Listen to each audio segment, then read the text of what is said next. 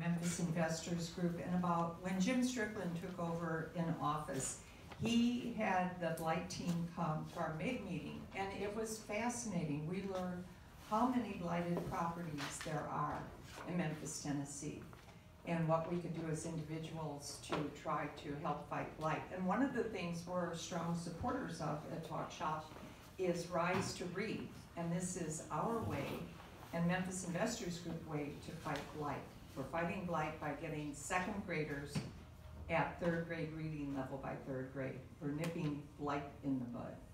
But today we have some representatives, and I have to put my glasses on. We are very lucky to have two ladies. The first one I'm going to introduce is Imani Jasper, and she is the project coordinator at Neighborhood Preservation Incorporated, providing support to the Memphis Property Hub and the Blight Elimination Steering Team. As the coordinator of the Blight Elimination Steering Team, she coordinates the monthly meetings of the group and ensures progress is being made towards action plan goals. In addition to her work with the Blight Elimination Steering Team, Imani coordinates the ULI Memphis Urban Plan Workshops, which are simulations of the planning and development processes designed to engage Memphians in the comprehensive planning process. Boy, we're eager to hear more about that.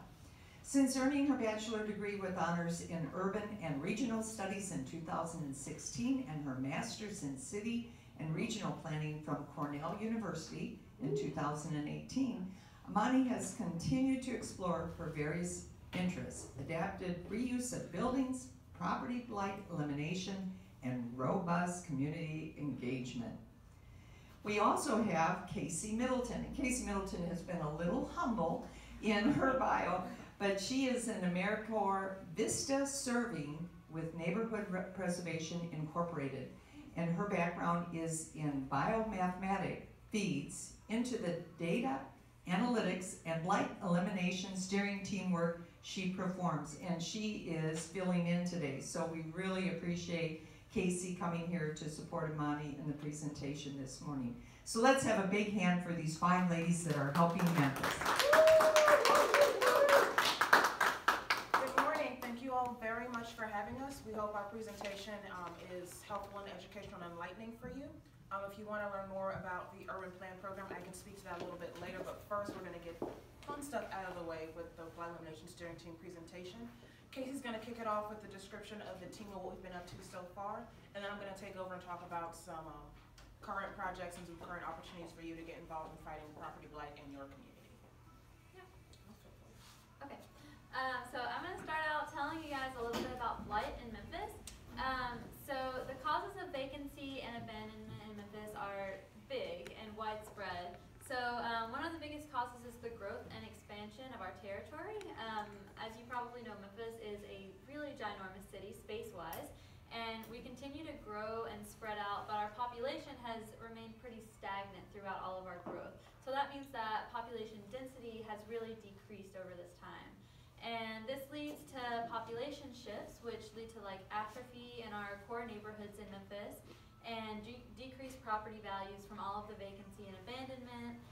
Deferred maintenance is a big issue in Memphis, and then limited code enforcement resources, because while we have the same tax basis, because our population hasn't grown, we have a lot more space for our code enforcement officers to take care of. So the impacts of blight in Memphis are multiple. Blight has health impacts, including environmental hazards from dumping and litter. Allergies are a really big issue associated with blight, and asthma is a big problem in Memphis. Insect-related illnesses can be associated with blight as well. The standing water is a breeding ground for mosquitoes, so that's good fun. Also rodents and piles of trash outside of the next. Yeah. Blight has really terrible emotional and psychological effects as well. Just growing up in this neighborhood with all of these dilapidated properties can really take a toll on your psychological well-being. It also reduces the value of nearby properties, and that's one of the biggest issues that we see in Memphis. Your property is a huge personal asset for you, so when you see your property value deteriorating, it's really easy to that takes a big toll on a person. Blight also costs the city and county for things like going to blighted properties and cutting their grass, supporting and securing properties and addressing fires of vacant properties as well. There's millions lost in property taxes every year because all of these properties are sitting vacant that used to be on our tax rolls and nobody's paying the taxes. And this is a big issue like we talked about because these are the exact taxes that are going to fund the people who are supposed to take care of these properties. This also invites problem activity, usually where you see areas of high vacancy. There's also going to be high crime in those areas because a lot of people will just come and use these places for drug trafficking, prostitution, and other things like that.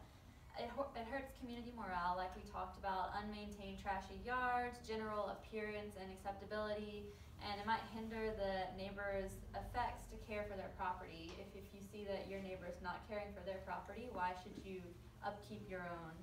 And it also, one of the biggest issues we see in Memphis is that it really hurts our ability to attract new business and new residents, especially the issues where blight is leading to crime. Memphis is seen as a dangerous city because of this, and it really hinders our ability to continue to grow as a city. So what is Memphis doing about these problems? In March of 2016, we signed the Blight Elimination Charter, which was the first of its kind nationally. This charter was supported by a number of public, private, and governmental entities, and the goal was to create a community response to blighted property. There are a lot of individual actors in Memphis that are interested in fighting the problem of blight, but these actors weren't really talking to each other and coordinating a response and bringing their resources together, which we felt was really important. So that's why we passed the Blight Elimination Charter in 2016. And from this charter, the Blight Elimination Steering Team was born. So the Blight Elimination Steering Team is a group of organizations that signed on to that charter, and we continue to try to add other interested organizations. Yeah? Casey, I was going to ask you here on this elimination steering team, was that a Shelby County focus or was that Mayor Strickland's?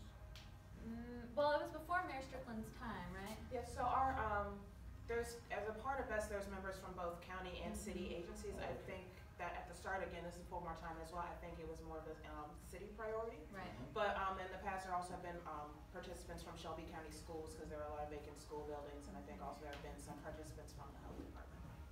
To help? Okay. And when we do property surveys, we did a property survey in 2015. I know that was all of Shelby County, which is ginormous, but usually our standards for the Blight Elimination Steering Team are you at least have to have a City of Memphis focus. So the Blight Elimination Steering Team, we meet monthly and create an action plan to kind of guide our action for the year. And it's basically just a convening of all of the groups in Memphis that are interested in the issues with vacant and abandoned properties to come together, pool our resources, pool our knowledge, and really attack this issue from all angles that we can. And there are 4 working groups in the Blight Elimination Steering Team. We have the Data Committee, Code Enforcement Committee, Community Engagement, and Reclaim and Reuse. And I'm going to tell you guys individually about what each of these committees work on in Memphis. So the Data Committee uses data and information systems to catalog, understand, and monitor blighted property in Memphis. And this committee really sees that understanding the scale of the problem really helps you to attack in the right areas, I guess, and use your resources wisely. So what the Data Committee is working on right now is Bluff City Snapshot 2.0. So I just told you guys about the window survey that we did in 2016, I believe. And that was just going around and surveying properties in all of Shelby County to get kind of a score, so to speak, a qualitative measurement of the quality of these properties, how well they're being upkeeped and whether they're blighted or not. And so they're working on the next iteration of that and trying to make that more of a continual process so we can have that data, which is really reliable. They're also working on continued expansion and collaboration of data sharing. We just had our first data summit in February, and that was just bringing interested groups from all of Memphis and Shelby County together that are interested in sharing data and receiving data for blighted property conditions. And we're trying to just continue that conversation, so there's a lot of data sharing going on. And then developing a blight algorithm to track and predict blighted property. Yeah. The Code Enforcement Committee they work to improve efficiency, effectiveness, and coordination of code enforcement and neighborhood maintenance policies and efforts. So this is really our our policy-focused committee that drives a lot of the policy advocacy work that the Blight Elimination Steering Team does, and they work with code enforcement, who are on-the-ground people out in the field. So they're working right now. We've just adopted the International Property Maintenance Code, and that was in January, which was very exciting for Memphis, and we think that will help us really push our blight fight forward. But now they're working on how you kind of enforce it and how you make sure all the code enforcement officers are aware of this new change. They also collaborate with the data committee on a top 10 code violators list, which just is kind of spotlighting the worst of the worst actors in Memphis. And then they develop and share a playbook. They're working right now to develop and share a playbook for citizens and violators about how code enforcement works, making sure that people understand their property rights and their property responsibilities, and how some of the policies that are in place can support them or fight back. Yeah. If you live in a neighborhood and there is a household where you know there's code violations that's really making it tough for the rest of the neighborhood, can you report that? Yes. Absolutely. They want you to report So that. you're, we can briefly skip ahead several slides if you don't mind. So you wanna report those to 311. The system as it is isn't perfect, but you still wanna report them through 311. You can either call them or. Is that a website? I think they do have a website as well. You can, They do. you can report it, you can Or an report it online. There's an app, and you also get a tracking number so you can follow what happens with it. They're working on being able to better communicate Yeah. what their inputs on the tracking system mean, because they might, like, this happens a little often, like if the property is actually owned by the Shelby County Land Bank, they'll put it as closed because the city needs to give it to the county, but there's no real way for them to communicate that, but they still need you to report it, so you report it to 311, giving the exact street address as exact as you can get it, Yeah. what the exact problem is, if you have any pictures, if you wanna leave your contact information in there, please do it. The biggest issue the code inspectors have is a lot of times they report it, they don't have addresses. It'll say it's the blue house 3 doors down from Miss June's. And as that might be very useful for you as a resident, but the code inspector doesn't know who Miss June is and 3 doors which way. So getting as specific as you can on what the property is and the file, document it as much as you can. I know it's a lot to ask you all to do, but if they really need as much information as they can to go out and write things up accordingly. And can you be anonymous? I believe so. Yeah, you can be Yes. anonymous. Just in case your neighbor gets mad at you. Yeah, and I- Doing that. Yeah. Well, landlord, about the same landlord. But the other question is, speaking of landlord, you talk about property owners' responsibility. I read an article, I think it was on Forbes or CNBC, so many people rushing into real estate investment that fail to understand what they're actually getting involved and go Yeah. ahead and abandon the property to write it off as a loss. You just Yeah. walk away. What is our government is doing to help with that education program there? So in terms of government actions, I can't really speak to what the city is doing. I do know that there is a small developer boot camp that is supported by our team, and I believe also by Building Memphis, which is another group of CDCs, and ULI Memphis, which is like a sort of a real estate group nationally that has a local chapter. So that's getting them around sort of how you start into this business, getting them sort of like the groundwork and the basics so that they have that. There's been some talk around trying to have like a landlord training. I know in other cities, they link it to sort of their permits for fire, like their occupancy permits. We don't have that in Memphis, but it's something that people are looking at that could be useful.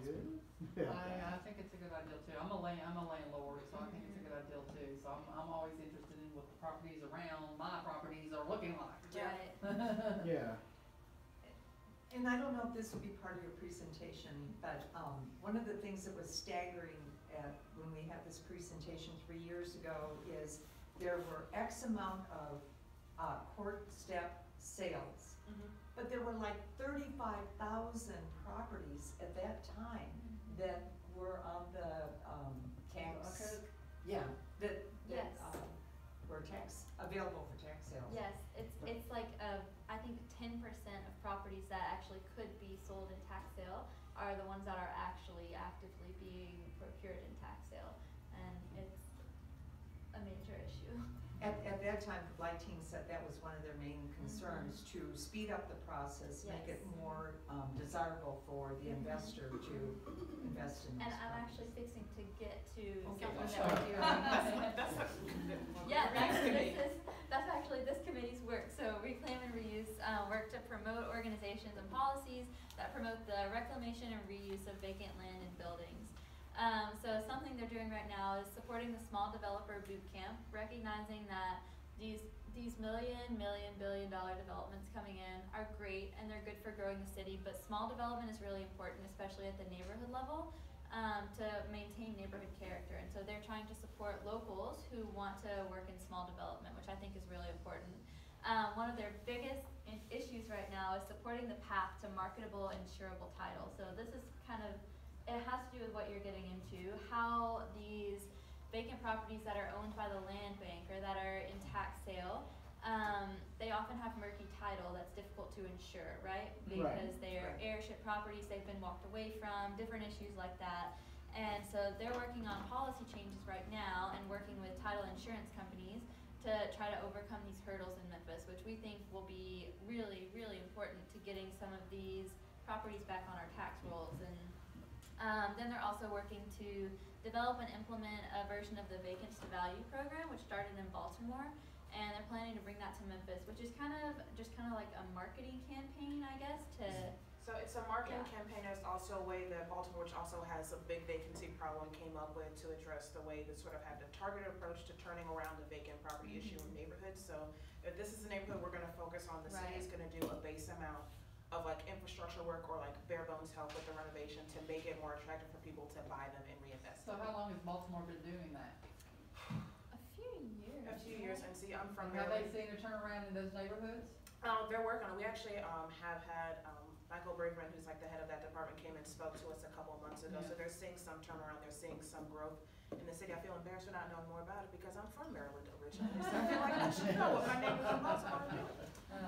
But yeah, so they've heavily invested and they're keeping it moving forward, which means that they are seeing some success in some neighborhoods, and Baltimore as a whole is, you sort of see some movement in their market. Like I like to go home sometimes and just look on Zillow and see what houses they're doing, like in the area. And there's some where you see housing prices are going way up, and some where they're sort of hanging around the same $10,000–$15,000 area. But then there's movement and development on the blocks they do. Baltimore also has some like homeowner incentiveship programs, the same way that Tennessee does. So there is also a growth there to make it more attractive for people to move up and do so. Yeah. Alani, I was gonna ask you here, I saw where the city now is starting to tear down some of these blighted houses, because it's better to have vacant land right there than I'll say the scab of looking at that house. And then, of course, it makes the neighborhood at least more viable when you actually go by there and there's a vacant land. Is that a regular thing you guys are doing, or how do you handle that when you decide, hey, look, we're tearing this building down here?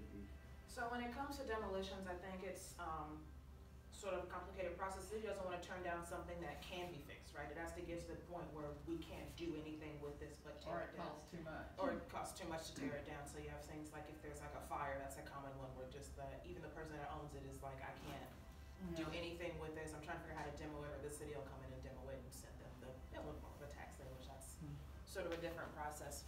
We aren't directly involved in the demolitions process.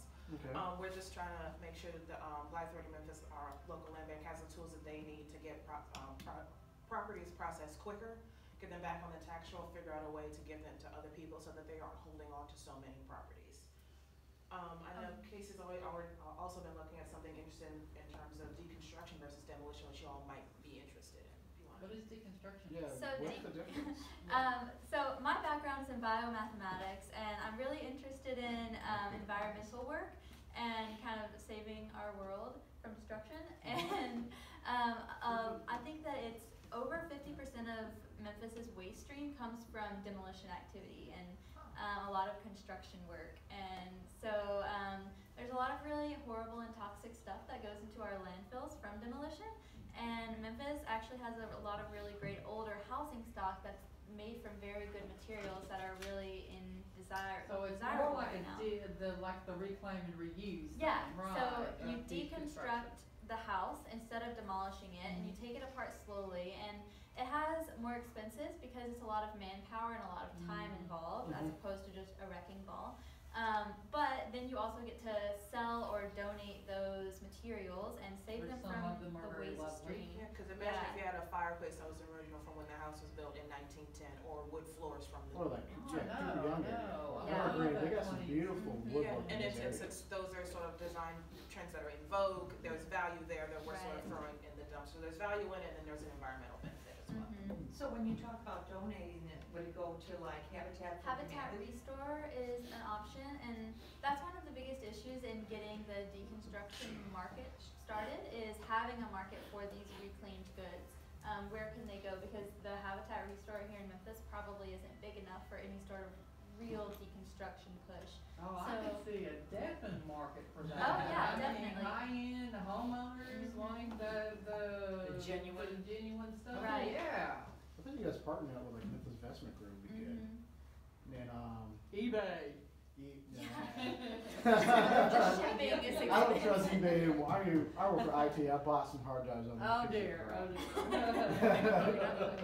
We just don't go down that. Okay, okay.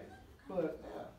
There's a variety of ways to reclaim materials, and also we want to support the way that the buildings themselves are reclaimed, and we just make sure that there aren't any sort of like hidden big barriers to being able to reuse them, with the issues like related to title insurance on the properties, and also making sure that our land banks have the tools that they need to be able to work efficiently and to get moving through these properties, because it's not a problem that's going to get better the longer that they sit. No, Yeah. definitely not.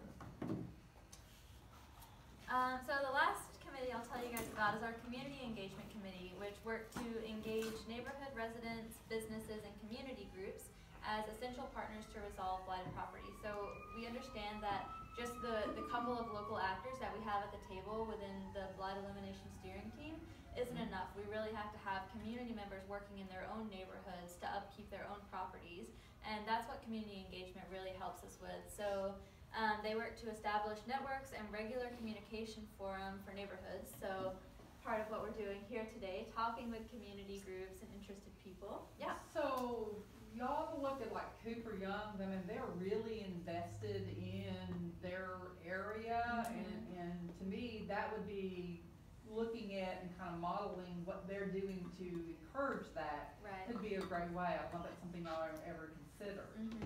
Definitely an idea worth bringing to the committee. Thank you for sharing. Yeah. Evergreen does the same thing. Yeah. So Professor Fraser is going towards that model. Yeah, Fraser is really. Because I have a friend, Ken, he invests in Fraser. Mhm. He won't touch any tax up because he doesn't, Yeah. there's a lot of confusion, so, Mm-hmm. but I wanna get it, do something similar what he does, it's called lease purchase. He does a 7-year model, where you can own a house within 7 years from him. Oh. Nice. And, but he found his, maintenance costs went down 60% when he started pushing his people to go to financial classes and debt restructure. Yeah. He said that's would be the biggest hurdle for his renters. Right. They don't understand money. Yeah. Yeah, definitely. They don't teach it in school, why are they gonna understand it? I'd like to make a pitch for United Housing, and I'm sure you ladies know about that. They're And they part have of B.E.S.T. swallowed up a neighborhood and rebuilt the whole thing. But they offer a class that you have to take to get down payer assistance, but it is everything that you're talking about. They teach them about credit and how that's gonna impact your When future. they were I think I here. still have no problem. I'm gonna give it to Ken then, because Ken's doing it on his own paycheck. I might have to talk to Ken and let him talk about that part. So Amy Chaffron, who's the director of United Housing, is a best member, also was recently recognized with the Leadership Impact Award Mm-hmm. at a, From THD. from THDA, for the work that they're doing. They're also, shout out, because this is really cool, they're doing their, they taking this sort of like, being an abandoned house, they're gonna demolish it and build housing for veterans, so they're doing a lot of good work. Okay. I think She was talking about that. deserves Yeah. applause. Yeah, the biggest problem out there with people buying these houses is not so much that they can't afford the house note on a monthly basis, it's that down payment. Yeah. And then the Yeah. city, Well, it's also the maintenance of it. If they've gone from a rental to owning it and somebody else is taking care of the maintenance, they don't understand the cost of maintenance. Yeah. United Housing just started, Troy and I, were speakers at their very first post-homeowner education class. Yeah. So Yeah. they're addressing that now as well. Once you get in the house, what do you need to And do? things like that are really important, because I'm still a renter, but I was realizing that there are a lot of houses to rent in Memphis. So I was looking at them and I was like, oh wow, these are great. Everyone was like, tenant is responsible for yard maintenance. Like, okay, well, I don't own a lawnmower. Yeah. Do I wanna own a lawnmower for the year that I'm gonna live in this place, or do I know that I'm gonna move? So things like that they may not have even thought of, and having the infrastructure in Yeah. place to be like, okay, here's where you get, these are the things that you need, and here's where you get them, and here's how you sort of start thinking about these things. It would never occur to me, had I not read that, to be like, oh, yard equipment. Yeah. Grass goes fast in Memphis in the summer. We have a Oh, very yeah. generous growing season for grass in the summer. We had a long growing season too. It's like a gym I machine, you mean, get to I'm see learning this. this a lot, cause I'm looking at investing, but I moved back home since 18 to like 34. I rent, never considered for apartments. Right. It's air conditioning, I just have to replace the air conditioning at my parents' house. That was an annoying cost. Yes, it It is. was a pain, It's very expensive. expensive and very Yeah. I have sweaty. myself. Monty has to tell you, if anybody wants to practice their lawnmower techniques, You have your own house? I will be coming to class, and I give you the lawnmower, the money, you know. Now, I'm gonna get enough that when I go home for the 4th of July, I was like, oh, you're coming home, great, could you mind doing the backyard? I'll pay my nephews to cut my parents' yard. I work on computers for a reason. Before we move on, are there any other questions about any of the work our committees are doing, anything that we've brought up that you I want to think know they're more? really great. Yeah. Yeah. Do you have any source of funding, or do you recommend sources of funding, like if you wanna help with the blight and you're looking for grants or? So what some can sort you of- do? Oh. Perfect. Nice transition. Where we going? Right on time, you guys have the most timely questions, so if you wanna do something, start by reporting it to 311, go on the Memphis, on the city website and say like, how to report a code violation. 301 is how you report it. You wanna tell them what the violation is and Is most that a utility. national number? Huh? No, this is local to No, Memphis. local, so when you, Local. Memphis 311, so you don't get, someone asks for different information.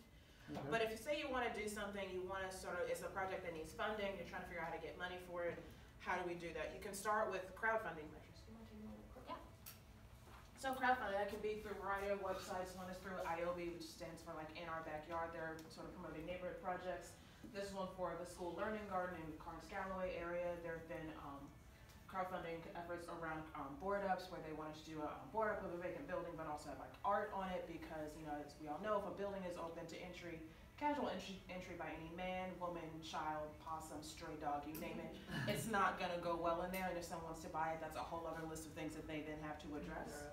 So having a board up, having a garden, having something productive going on, if you want to work around that as a community and fundraise within your community, crowdfunding is a good way to do that. So this is an example of our pretty garden. There's some art, there's all these. Ain't that in Fraser? No, this is Carnes-Galloway. Carnes-Galloway, so it's right down the street from St. Jude's. Oh, yeah, I should know that. My dad works over there. And this is crowdfunding. You still how much I paid attention to my dad's job there. So yeah, there was a little free library out front. There's butterflies. Mr. James lives in a neighborhood. He comes by and checks on the garden. If he likes shit, he'll give you like a sprig of like basil, which I got when I came by. It went great on the chicken, so the food there Oh, is yeah. good. Our garden's so bad, I can't stand it. So city offered resources for redevelopment. There's 2 listed here, and then there's a bonus check. We get these 2. So the Downtown Memphis Commission offers some funding for projects that are downtown, and the Memphis City Beautiful Grant also offers funding for beautification projects and cleanups throughout the city. So this is just a listing of the Downtown Memphis Commission anti-blight incentives. There is a downtown pilot where that's for bigger projects downtown. There's also a development loan for loans up to $50,000 from different organizations for permanent building improvements. So if a building needs to be like a permanent improvement to it, they will offer you a loan up to $150,000. And then there's also an exterior improvement grant, which is a matching grant. So you would have to have matching funds in place to do that, and the amount for that varies by location. Memphis City Beautiful also offers grants like $500 or less to support projects that fall within the areas of litter prevention, waste reduction, recycling, beautification, community greening. So that can be a garden, that can be a litter campaign, that can be, hey, we need to put trash cans in our neighborhood because we're down the street from like a corner store, people generate trash and there's nothing to do with it. So having trash cans and things like that put out is easy way to do. If you're interested in that, you can contact Memphis City Beautiful or Eljo White or anyone else in that organization who could be able to give you more information on those. For years, the Adopt a Highway program has worked really great. Is there anything like that going on in inner city? So Memphis Transform, which is a new initiative coming out of the Chairman's Circle, the Chamber of Commerce, they're going to be working on this Memphis Transform campaign, and part of that is going to be sort of an adopt a block strategy where you can have block captains working on projects within that. That's going to be rolled out later this year, so I don't quite know the details yet, but that's something coming along in the future that you guys will be able to tap into. If you are interested in having a neighborhood watch type program, you can sign up for a neighborhood crime prevention grant. It could be a grant for something to reduce crime in your neighborhood, but also be a community benefit. There's an application. The only thing is you have to be an established neighborhood watch group. which is you just get people to sign up and you have to have your local precinct police person sign off on it. But they do offer grants for crime prevention measures that also will help the community in other ways. A lot of times that's cameras. Other times it can be other more creative projects like ways to activate a place so that you can't use it for unsavory activities. Those blue police lights that you see in parking lots, Mhm. if a church wanted to do something like that, would that fall under? It Yes. might, yeah. Yes, some parts around the university district, University of Memphis area, they have that. There's neighborhood home associations that have that. Yeah. So I think Have you the home seen that? association raised the money to put the camera in, and they pay it into a little bit, I think, that guy told me. But Memphis monitor, the police will monitor, but that's pretty much all I know. Yes, sir. Okay, so you said the lights or the cameras, those things are funded by the community. So how do you get one if you want one in your community? So if you want one, you would go to this website. The next deadline is May 15th, so you have a little bit of time to get that in. If you're part of an established neighborhood watch, you go to this link for the police department crime prevention grant. You can fill it out for that, or you can alternatively call someone within that department and ask specifically about the camera, see if you can get it another way, outside of it being funded by this grant. I mean, that home association said they saw people less speeding in the neighborhood because I thought it was a red camera. Do you, personally, Monty, do you see it as a good idea where the city just funds those cameras in some of those high crime area neighborhoods just to help with if you got a blight problem, but also you see the blue light up there, it seemed like it'd be, I mean, I don't know the cost wise, but it seemed to be well worth it for the police to come in there and just install one of those. So for me, if we're talking about fighting property blight, the most effective way to fight that is by fighting apathy, by showing that more people care about the area than the people that don't care. If you try to set a standard no matter what it is, even if we can't have the most beautifully maintained homes because that's not in our budget, we're gonna do something with our lawns. We're gonna pick up trash, we're gonna figure out to do what we can to make it clear that someone cares about this place even a little bit. If you have serious issues going on, that people are committing crimes and need to get their faces on the camera, absolutely get a camera in there. Unfortunately, since it's stationary, you can always move away from, that's my personal opinion, that's not the opinion of B.E.S.T or Neighborhood Preservation Inc. You can move away from the camera, but I think it works as another way to show that someone's watching and someone cares about this area. Mayor Strick and I went to the Memphis Rotary Club yesterday. I'm a member of the downtown chapter. He brought that, somebody actually brought the camera idea up. They said it has worked, but where it's been the most effective is the multi-approach, having a crime preventing association, have neighborhoods association that people pour the money together, form a home association to help each other, to take care of each other's money, like a self-funded crowdfunding. And this area's crime drop big time with the multi-factor form. When they just put cameras in one area, it dropped like 10%. And there's a question of if it actually decreases crime or if it just moves crime. It's just Okay. Yeah, I agree, probably smooth Oh, yeah, one last question, and we just wanna get through our last couple of slides. Is there any initiative with some of these neighborhoods that their blight has been an issue where they actually are helping them to form neighborhood committees? Because I would think that you have a lot of transients in some of the neighborhoods where you have major blight issues with Mhm. people renting and moving in and out on a regular basis. But actually the formation of any neighborhood committees or watch committees So if you're to gonna bolster. Yeah, so if you wanna form a neighborhood organization, that does come internally, people have to be interested in doing it. Forming it for someone is a little tricky because then it's not, you have someone coming in from another area to say, hey, care about where you live, and that can come across as a little, preachy and a little bit. So we do, so if there's a neighborhood group forming, it does tend to grow internally, but we just do the best we can to make sure that people are aware of the resources. And so there's also various funds offered by Community Lift. There's a small business loan fund from River City Capital, which is part of Community Lift, and then there's also an empowerment fund to support projects for up to $2,500 from Community Lift. And you can find more information on the Community Lift website about how to apply for those and more details about the projects. You can always do, if you have other creative strategies, include community cleanups, you can do public art and gardens. So Clean Memphis, Janet Boscarino, who's the director of Clean Memphis, was supposed to be here. Unfortunately, she couldn't make it. She had to have dental surgery yesterday, so talking this morning probably wasn't Not so much. something that was on her to-do list. But they work a lot with communities about helping them organize cleanup, getting into the schools, talking about ways to do recycling and cleanups and being aware sort of the waste stream getting into the schools on that education, so making sure that people have it from their early days so that they don't move so much into illegal dumping and littering in their adult years.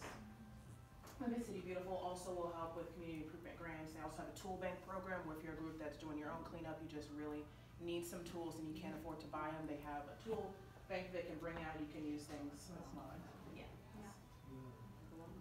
And there's also ways to adopt a block and adopt a park through the city of Memphis, and another website that you can report littering motorists or illegal dumping to Memphis City Beautiful or the rest of the city. That's a huge problem. Yes, it is. He said 1 month it looked like it was 30,000 abandoned tires. Remember that meeting, he said it's like people just go to people's churches and just dump them there on parking lots, parks late at night. So yeah, there's a lot we're doing in sort of trying to collect them, like the pay for tires collection I think happened last month, but a lot of it is gonna be all sort of monitoring, dumping, getting them as they do it to catch those bad actors. Public art can also be a fun way to combat property blight in terms of a project that activates the place and turns it from something that's an eyesore to something that you enjoy looking at and is part of your community, helps you grow. The Blight Out program was done with the Urban Art Commission, who has also launched a recent program for neighborhood improvement community art projects that you can apply for and work with an artist to find something that will work for your community. You'll have to have a space in mind and get the support of different people in the community to make sure that people are really on board with it and you aren't just like sort of throwing up a mural and people are like, what is this that's by my house now? I don't completely understand. But working on projects like that, I can also send more information on the Urban Art Commission program if you guys like. So we also do try to help out with code enforcement, making sure that they have, they're able to get the outreach that they can do for different things. Because code enforcement is really just trying to make an improvement in every city of Memphis neighborhood by making sure that they're enforcing the city's property code of ordinances. So they came up with this list of the most common code violations, which we like to get out in front of as many people as possible, because I think that in at a conference recently where people from New Orleans were talking, and they said in the summertime when they let people know, like, hey, by the way, summer's coming, please keep your grass trimmed to this level because that's what because 92% of people are in compliance with this and they can maintain their properties to a great level, and this is a violation. The number of violations dropped because you let people know, A, what the standard was in advance, that if they broke it, they were in the minority. It's like everyone's doing right and then you had to go ahead and be special. So making sure people are aware of the rules and they know what to follow and what they can avoid is easy, because some of these where you think, I think one here's like parking and storing inoperable vehicles like on your lawn. People might say, well, it's my yard and it's my car, so if I don't want to take it to the shop yet, I can do that. No, you cannot. Your neighbors would love it if you didn't. So letting people know that's a code violation up front can help with some people who it's annoying, but then if it's just in your driveway, it's your driveway. And it's knowing that you can report that too. And you can report it that too. It really is not allowed and you don't have to just look at it every day. Yep. I could do it really hard in Bartlett.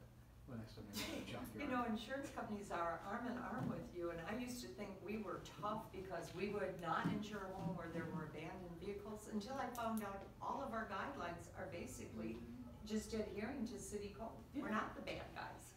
Yeah, it's like just telling people, it's like, hey, this might be convenient for you, but it is against the law and it doesn't make the neighborhood look as nice as it could be. Because if it's a residential area and your lot starts to look a little more industrial, a little bit more commercial, that's a little bit confusing and doesn't make the rest of the residential area look as nice. So just making sure everyone's maintaining the same standards. And so I think that's the end of our presentation. We have our contact information here. I saw we had a 3-minute sign up. I don't know if I used all of that or if we have any more time for questions. What the heck? Well, Joe's not we've here. been questioning y'all I all am through it. curious, how many abandoned properties are there on the books now, do you know? Such a fun question.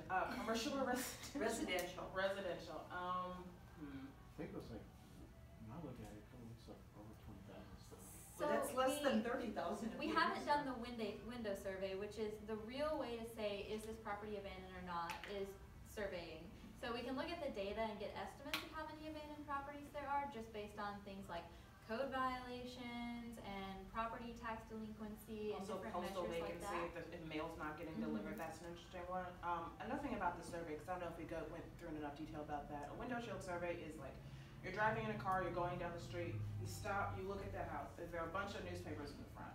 Is the trash cans in the back? Is the backyard completely open? Are there no blinds? Are there no curtains? Does it look like there's a lot of dust on the front lawn, a lot of trees, and a lot of leaves, and it's spring? That's a house that's probably vacant. because there's not a lot of life going on there. If it's a trash day, if the cans aren't down and haven't been moved in a while, you don't know what's been there.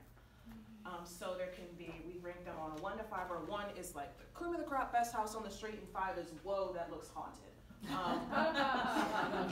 And so 3's in the middle, where it's sort of like, okay, well, this isn't a terrible looking home, but it needs some improvements, and I can Right. see that. But And often when there are neighborhoods with high rates of vacancy, where there are a lot of 5s, the other houses that are occupied are gonna be 3s, because again, that morale, that, well, none of these other properties look good, why should I bother keeping a pristine yard, when my neighborhood looks like trash? And so they grade them, they make note of they can make note of other characteristics, and then there's a picture.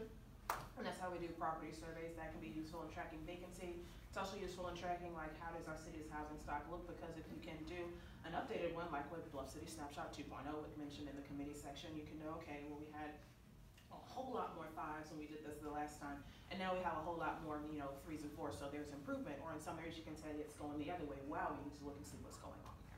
But I'll also mention that right now in the pipeline are, through UT Health Science Center, there's an algorithm coming out that's supposed to use just the data that we have and compare it with the information that we know, the vacant properties that we know, and say what's a good measure of vacancy, just based on this data that we're gonna have recurring, so we don't have to always do these surveys, which are really time consuming. And we're also partnering with Google right now to do the same thing using artificial intelligence. So that's coming quite soon, and it's very exciting. Great. Yeah. How about a round of applause for this?